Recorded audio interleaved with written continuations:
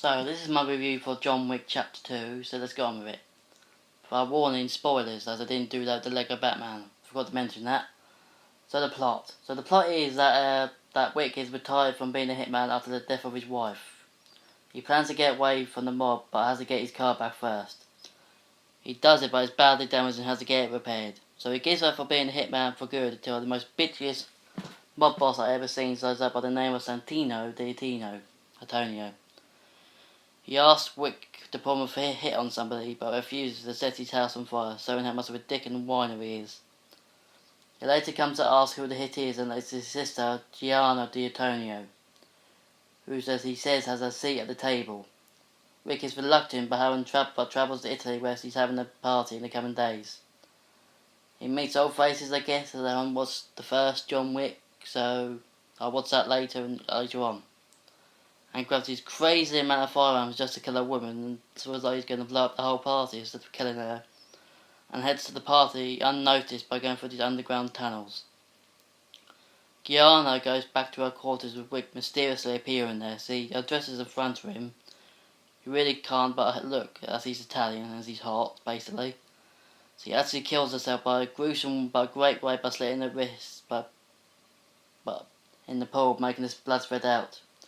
So if you have kids that don't like this, don't take them. He shoots her in the head though, to make like he did the kill, but you notice the slits, so you know he's not that dumb. So yeah, odd choice there. He heads back out and comes across Cassian, and notices he's working and starts a gunfight, making Wick get away.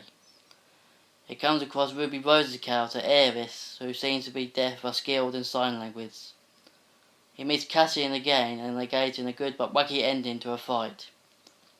Santino calls Wick to say the job is done, but doesn't make him put a bounty on the Wick, so how much of his bitch he is still, does not have the convo with him.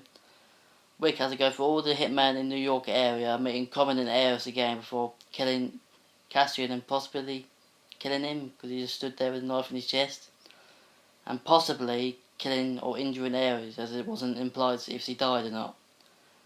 He manages to get to Winston's club where Santino is hiding. He taunts and Winston tells him the bad idea to kill him, but Wick kills him anyway. Him and Winston meet up later, saying to Wick that he can't enter any more safe places for the criminals, and puts a bounty on him. Wick, while wounded, runs away as the whole New York has eyes on him. So yeah, it's a simple revenge story, but done great. But surprising that New York has lots of assassins and hitmen, like women with children. Odd, but great plot overall. Characters. All the characters are mob bosses, underlings and hitmen, as is the crime action. So John Wick, Keanu Reeves, does a good job, but he shows no emotion. But I was credited earlier last week, as I reminded, he is an assassin hitman, so he needs to show no emotion, and he does it brilliantly. Santino as a mob boss is kind of bad. He's incredibly bitchy, and whines a lot when he doesn't get his own way. He even puts a bounty on Wick for not having a telephone convo with him to see if the job is done. He does get his just deserves at the end of the movie though, with a headshot, so this bitchy mob boss does get it. There's also shown why his sister gets to be in charge, so as he's much better than him in every way and hotter, as he's Italian. Others like Ruby Rose's character called Aries seem to be a deaf assassin. I guess he can only use sign language, who uses it well so to pisses off others, so he's funny a lot. But if Ruby Rose can actually act, she needs to be bigger roles in the future, unless he can't act, he'll stay in action movies like this. Mainly, all the other characters seem to be stereotypical criminals. Another one I sort of like, but Lawrence Fishburne's character, Barrigan, who seems to be inspired by Wick, but still meh. Can't help with the Matrix jokes though, like he should have taken the red pill, blue pill, to be honest. Most of the characters do good, but fall to stereotypes but it's a crime action movie, you know? So yeah. Locations. For a hitman crime action movie, there's only 2 locations shown. Italy, mainly Rome, and New York. Even though it's not much, they still make a good use of them, but it's still a flaw. Wick is being hunted by the criminal underworld, so places like Tokyo, London and Mexico should be shown. But that could always be in 3 or maybe 4. Good settings, but not enough for me.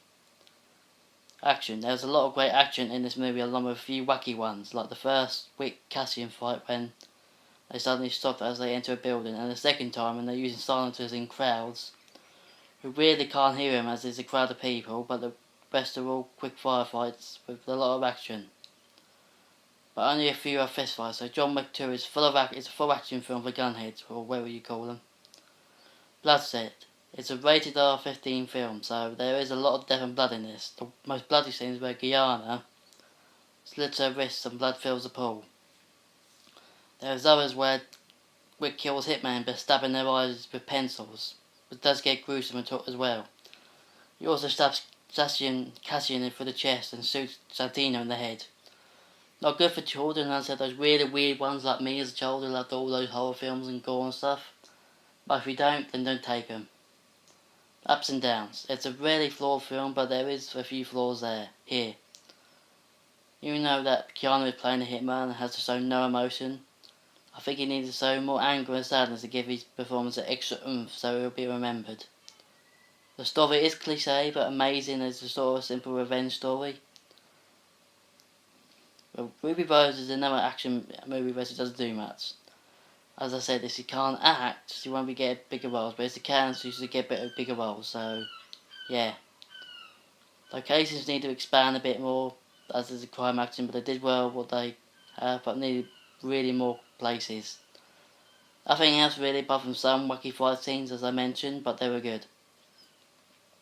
Sweetie shit, yes, even though it's not for kids, there is only a few violent scenes, such as where Gianna cuts herself, Cassian getting a knife through his chest, and Satina getting shot, and Wick stabbing pencils in the eyes.